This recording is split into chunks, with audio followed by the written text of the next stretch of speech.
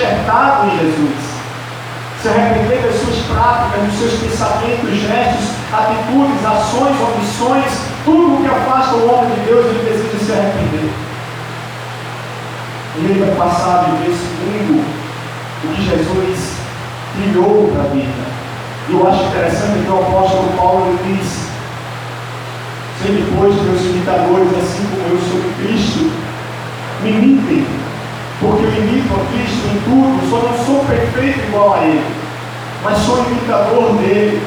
E quando você pega essa mensagem, você tem na mente que de fato Paulo reconheceu, ele aceitou o estado de soberania em Jesus. Você entendeu agora o que é aceitar a Jesus? Não é que eu vá receber, porque eu não tenho capacidade de receber quem é santo em um estado pecaminoso, no corpo corruptível, eu não tenho condições para isso. Eu aceito a natureza excelente de Jesus, o seu poder, a honra e glória, a sua condição de Filho de Deus. Eu aceito que Ele é o Filho de Deus e nada pode mudar isso. Agora eu desejo ser igual a Ele, ser um imitador dele. Deixa eu abrir um parênteses aqui para a gente adiantar o estudo. Você sabe por que é que existem muitos cantores que são ídolos para muitos jovens, para muitos adultos, homens e mulheres? Eles fazem do homem carnal e pecador um ídolo. As religiões comparadas fazem da imagem de escultura um ídolo, mas esquecem que o único ídolo para o homem deve ser Jesus Cristo, ressurreto, único e suficiente Salvador e consumador da nossa fé. Satanás, ele cria o conceito de ídolo no coração dos homens, e esse conceito tira do homem a visão real de aceitar a Cristo. Ele passa a aceitar uma imagem, um cantor ou uma pessoa famosa como sempre o seu ídolo. Isso é uma obra diabólica. Jesus falou: não farais imagem nenhuma ou semelhança alguma do que há no céu, ou abaixo do céu, ou sobre a terra. Eu sou o Senhor. Eu sou o único, não há outro. Não há outro ressurreto, não há outro soberano, não há outro que possa assemelhar-se a mim. Mas o grande problema é que os homens criam ídolos para suas vidas e deixam o que é verdadeiro e certo. Então esse é o conceito de aceitar a Cristo. Esse é o objetivo de pregarmos o Evangelho. Apresentarmos a Cristo como ressurreto, soberano, Filho de Deus, imaculado, Príncipe da paz, verdadeiro, Senhor de tudo e todas as coisas, para que os homens possam reconhecê-lo e dizer: eu quero ser igual a Ele. E quando nós falamos da salvação, nós temos justamente isso, a ordem da salvação. Como é a ordem, a obra objetiva e a obra subjetiva. A obra objetiva é a obra realizada por Jesus. É a obra onde Jesus veio, Ele morreu para que todos aqueles que nele creem não pereçam, mas tenham vida eterna. Essa é a obra consumada, o tetelestai, dito por Jesus ali na cruz do Calvário. Está consumado, Senhor Deus. A obra está consumada. O plano de Deus de remir o homem dos seus pecados, de trazer o homem para a vida eterna, está consumado em Jesus. Ele mesmo falou: eu sou o caminho, a verdade e a vida. Então isso mostra claramente que é só em Jesus que o homem adquire a salvação, pois é Ele que liga o homem com Deus. O plano salvífico de Deus está em Jesus, para todo aquele que nele crê não pereça, mas tenha a vida eterna. Mas depois da obra objetiva, o plano sacrificial de Jesus já realizado, vem a obra subjetiva, que é a obra sequencial da transformação diária. É a obra que o Espírito Santo realiza em nós, pois ele testifica da verdade, da justiça e do juízo. Três princípios fundamentais para que o homem possa se desviar da aparência do mal.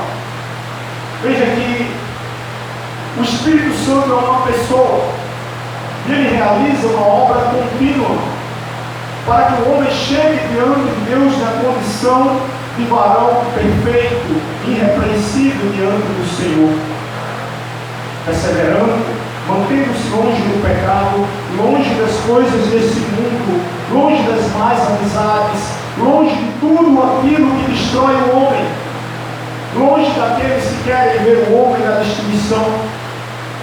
Eu escutei um testemunho ontem de uma irmã que foi para uma confraternização de ex-alunos da escola que ela estudava, e ela congrega conosco, e ela disse que quando chegou uma certa hora, uma das irmãs que estavam lá, evangélicas, disse: vamos comprar um vinho.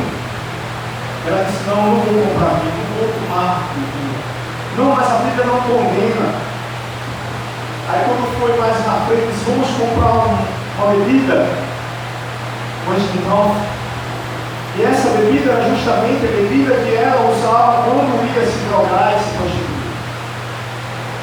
E ela se afastou e disse: eu não quero isso. E quando ela chegou em casa, ela agradeceu a Deus, porque Deus não permitiu que ela se contaminasse com isso. Então esse é o princípio regenerador, o Espírito Santo testificando da verdade, da justiça e do juízo. Mas cabe a mim e a você não darmos vazão às obras da carne. Pois quando damos vazão às obras da carne, o poder da carne se levanta para jogar o homem na destruição. E esta obra da carne é uma obra que, segundo o Dr. Russell Shedd, diz que é o pior inimigo do homem: o mundo, a carne e o diabo. Os três piores inimigos do homem: os prazeres do mundo, os prazeres da carne e o diabo, o pecador, que veio para matar, roubar e destruir. Mas em meio a tudo isso, amados, aqui nós entendemos que a obra sacrificial é o já, é a obra já cumprida, e que a obra objetiva, subjetiva, é a obra ainda se cumprindo. Dentro da teologia sistemática, nós utilizamos o conceito do já e do ainda não. Já cumprida a obra sacrificial e ainda não concluída na vida do homem, porque o Espírito Santo de Deus trabalha diariamente. Em todos os momentos da nossa vida Ele trabalha. Sabe quando você escuta, ou quando você sente que não deve fazer algo errado, faz? É o Espírito Santo de Deus mostrando. Sabe quando você erra e vem aquela angústia, aquela dor, e aquele desejo de se ajoelhar e pedir perdão? É o Espírito Santo de Deus que faz essas coisas para que haja a remissão dos pecados, né? A aula de hoje, quarta aula de soteriologia, nós vamos trabalhar sobre alguns conceitos do Espírito Santo, sobre como é que o Espírito Santo trabalha em nossas vidas. Eu peço a você que preste muita atenção, porque nós vamos estudar a transição para a obra do Espírito Santo. Dentro desse projeto de transição, eu já inicio com o Dr. Pavlik, relatando sobre o fato da Bíblia apresentar uma obra já cumprida dos homens. Veja que o Evangelho diz em João 8,36. Veja o que diz aí em João 8,36. Abra sua Bíblia aí e veja o que a palavra do Senhor diz.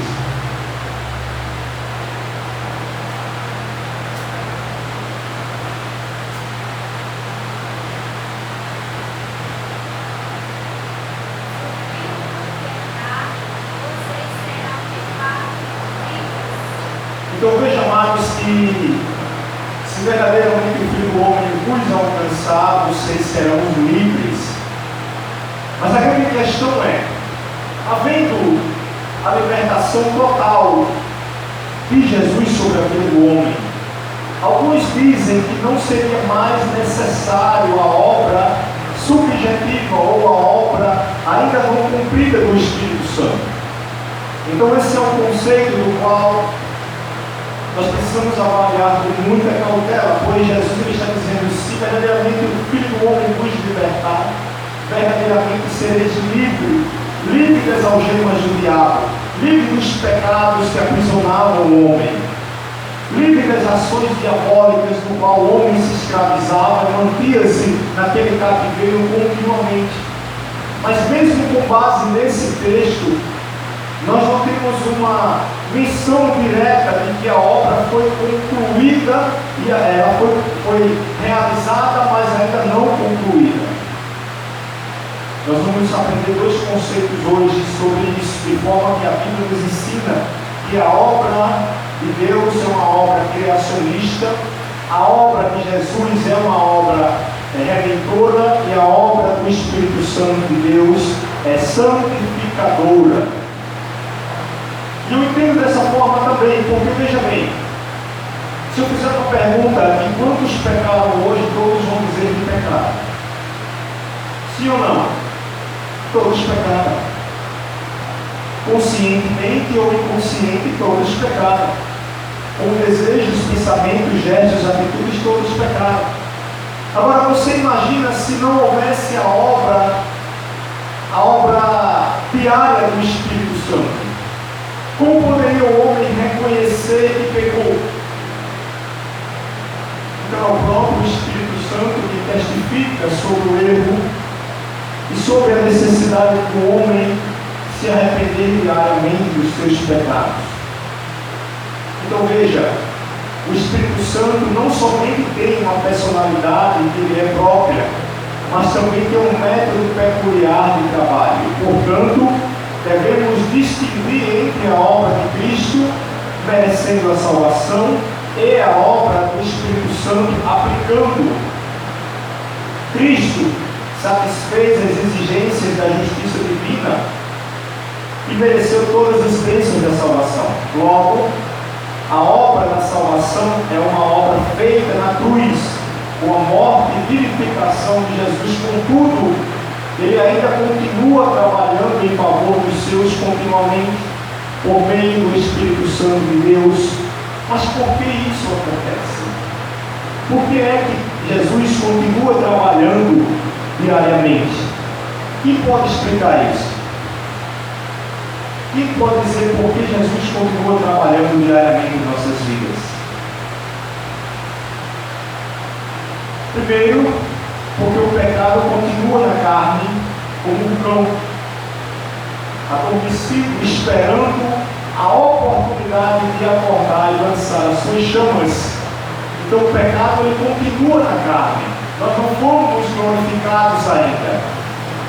Então veja que qualquer oportunidade, o pecado ele vem com uma fúria muito grande e cega o entendimento do homem, e este passa a ser vítima, ser escravo do pecado. Então por esse primeiro motivo é que Jesus continua trabalhando na vida dos seus.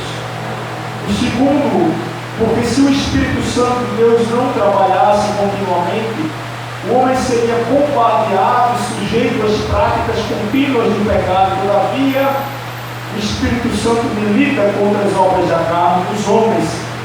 Ele guerreia testificando da verdade, da justiça e do juízo. A obra do pecado ainda continua em nós. Quem nos criou hoje? E quem não mentiu no mundo todo, inclusive crentes?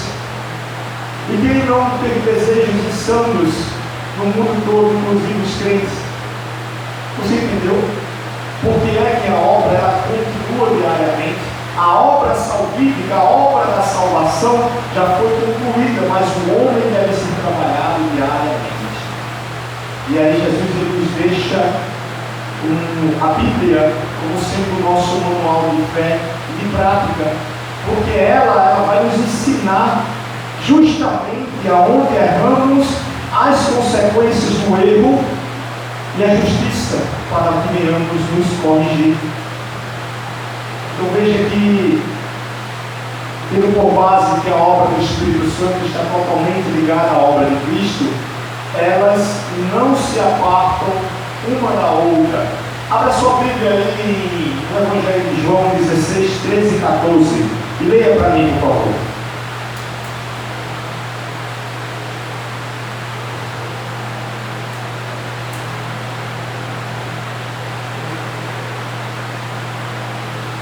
Quem achou pode ler.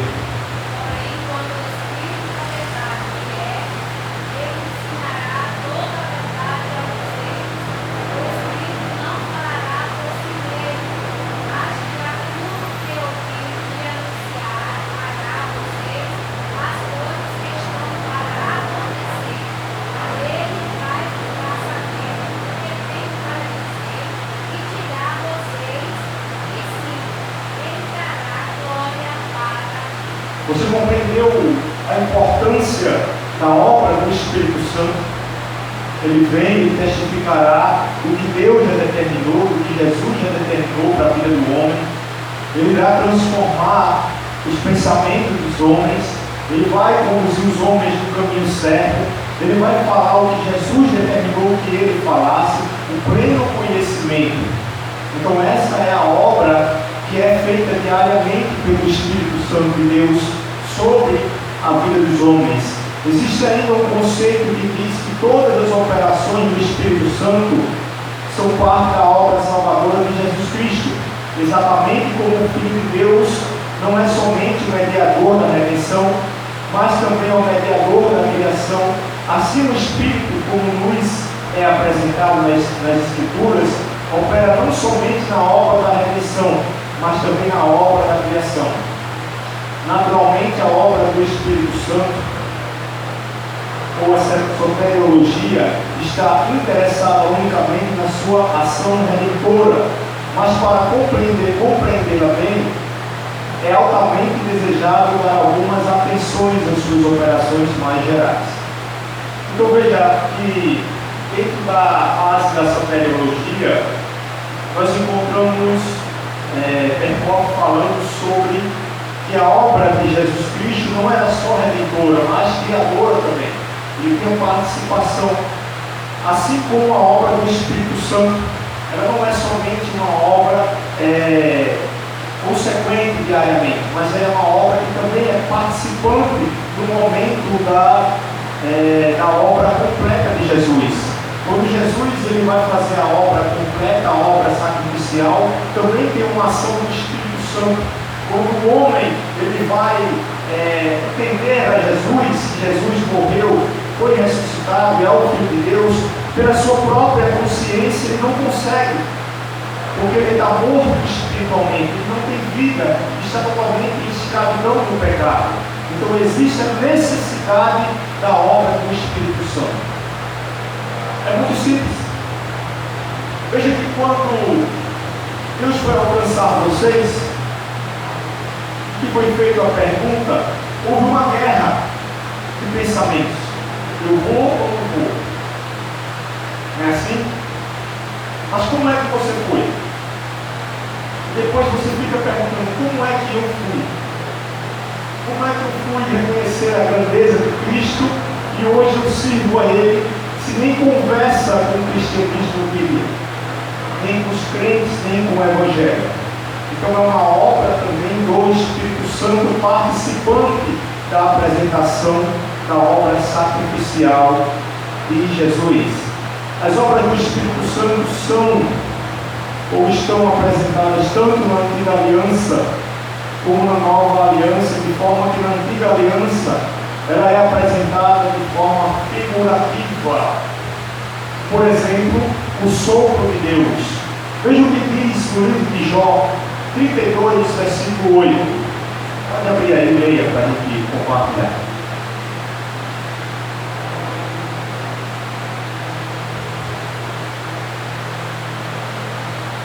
Jó 32, 8.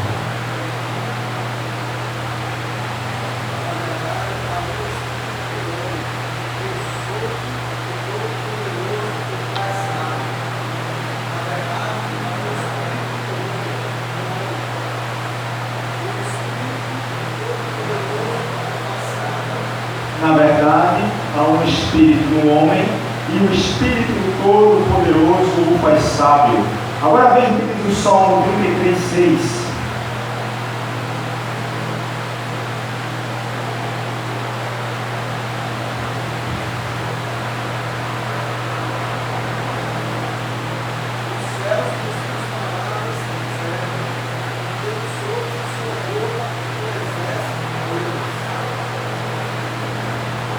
Os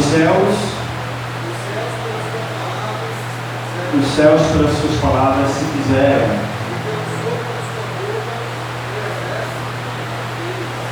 e pelo sopro da sua boca o exército deles. É isso?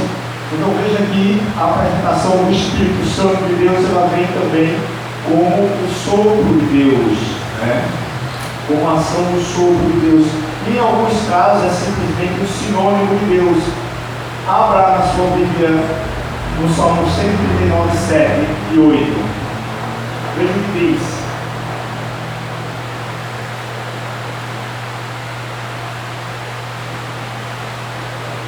Cento e 39, 7 e 8, para ser mais sério.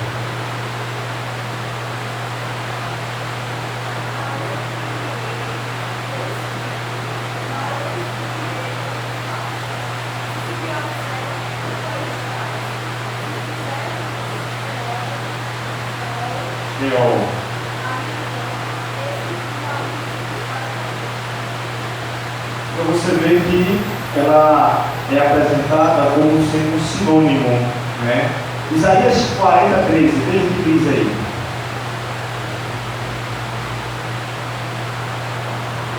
Isaías 40, 13.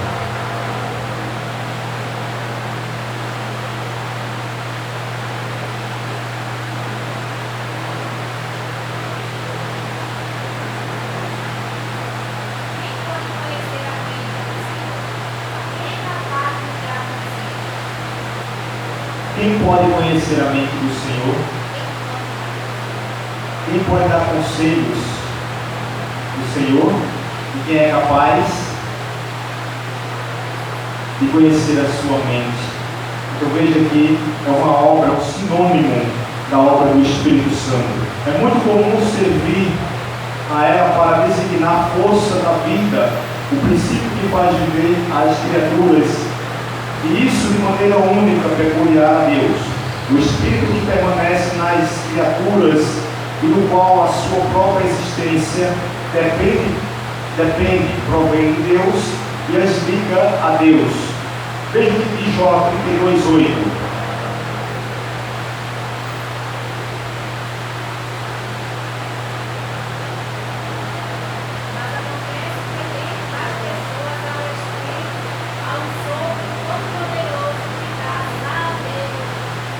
Acontece que dentro das pessoas há um Espírito, um sopro todo-poderoso que dá sabedoria. Então isso mostra que a obra do Espírito Santo ela é uma obra ativa na vida dos homens, né? Em Isaías 42, 5, Deus é chamado Deus ou Pai, dois Espíritos de toda a carne. Em Números 16, 22, 27, 16, Hebreus 12, 9, em alguns casos, este é evidente que o Espírito de Deus não é um simples poder, mas uma pessoa. Já a primeira passagem que o Espírito é mencionado está em Gênesis capítulo 1, versículo 2. Chama a atenção para esta função de comunicar a vida, e este fato é particularizado com relação à criação do homem. Veja aí o que diz Gênesis capítulo 1, 2.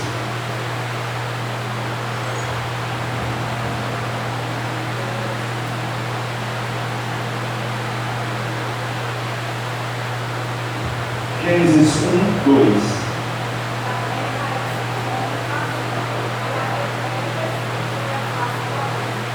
E o Espírito de Deus pairava sobre a face do abismo, né? Então veja que o Espírito, o Ruach, né? Ele pairava sobre a face do abismo. Então você vê que é uma apresentação do Espírito Santo de Deus. Veja bem.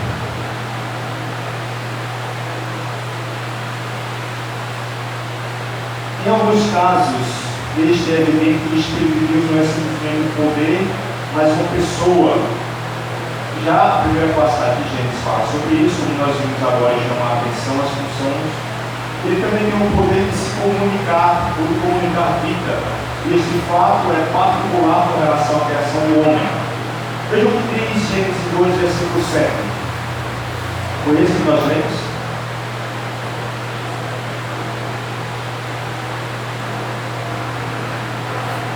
Dois, 7.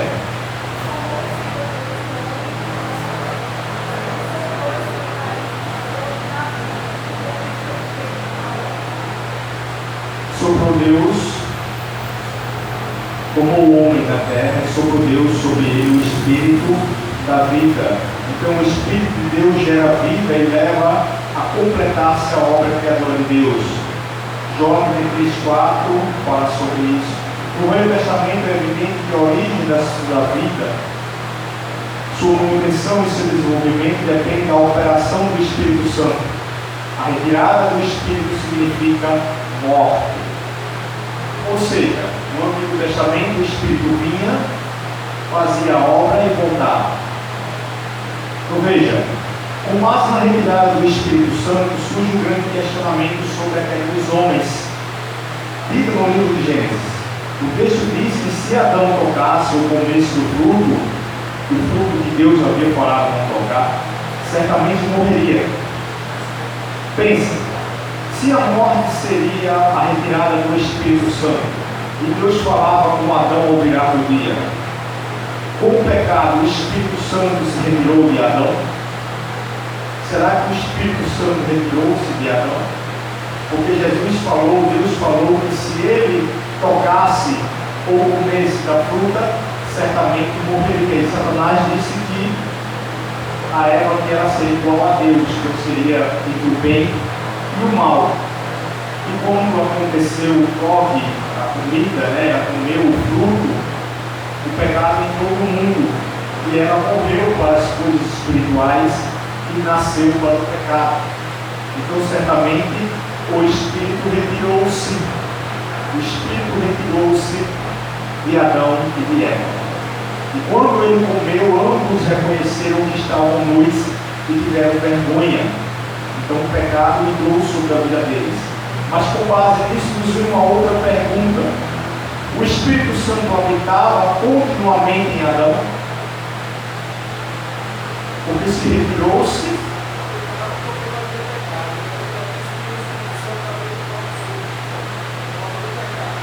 A gente não... A base que nós temos é justamente essa, que o Espírito Santo seria uma ação permanente, porque Deus criou o homem para o adorar. E com a queda do pecado, com o princípio do pecado, o homem deixou de adorar a Deus. Então você vê que as gerações e gerações, elas passam a não reconhecer a Deus. A primeira coisa que aconteceu quando o pecado entrou, através do erro de Adão, foi ele mostrar-se espírito. E quando Deus se apresentou diante dele, ele se escondeu. E Deus perguntou a ele, Adão, e ele disse, estou aqui, estou escondido porque estou nu. Como sabes que estás nu? Comeste do fruto do qual eu disse não comeste? Então você vê que ele reconheceu que estava errado. Ele teve vergonha de Deus. Então, certamente o Espírito Santo de Deus retirou-se dele. Era uma obra que seria uma obra completa na vida de todo ser humano, mas por causa desse erro, o Espírito retirou-se, o homem teve acesso à morte. Então, dentro dessas duas visões, que nós apresentamos, nós temos as operações gerais do Espírito Santo, e nós vamos falar sobre ela. Extraordinárias demonstrações de poder, proezas, de força e audácia também são reportadas ao Espírito de Deus. Os juízes que Deus levantava para a libertação de Israel eram evidentemente homens que consideravam capacidade de coragem e forças extraordinárias. Mas o verdadeiro segredo de suas realizações estava não neles, mas no poder sobrenatural que lhes sobrevinha. A Escritura diz repetidamente que o Espírito do Senhor veio poderosamente sobre eles.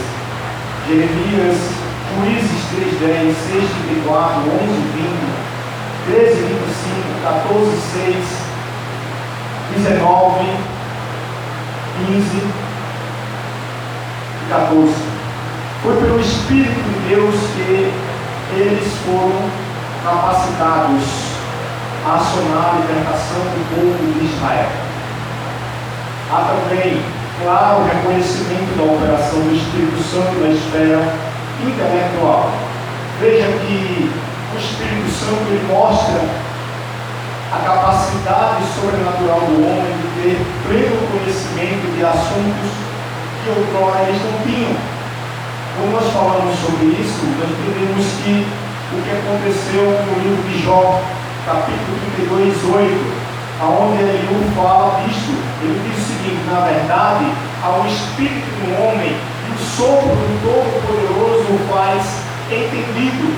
Então isso é o Espírito de Deus, que revela coisas pelo qual o homem, pela sua capacidade falha e minúscula, não consegue entender. Mas através do Espírito Santo, o homem tem discernimento intelectual ou a capacidade de compreender problemas da vida. Atribui-se a uma influência iluminadora do Espírito Santo o aprimoramento da habilidade artística, também atribuída ao Espírito Santo do Senhor. Isso se escreve lá em Êxodo 28, 3, 31, 3, 35, 30, versículos seguintes. Eu vejo que certos homens, caracterizados pelo revestimento de dotes especiais, foram qualificados para as obras mais finas que devia ser realizada, como por exemplo a construção do templo. Até para construir o templo havia ação do Espírito Santo. Pois quando você chega no conhecimento detalhista da mão de Deus, falando minuciosas vezes como ele queria que o templo fosse construído, havia uma incapacidade humana de realizar tantos detalhes se não fosse pelo Espírito Santo de Deus. Você vê isso também na construção da arca. Como é que Noé passaria 100 anos construindo uma arca com as dimensões dadas, ditas por Deus? Então essa é uma obra do Espírito Santo. A grande pergunta é, hoje, essa mesma obra ainda se encontra ativa? Se encontra? Essa obra está ativa. Existem obras que nós fazemos que são obras direcionadas pelo Espírito Santo. Essa é uma delas.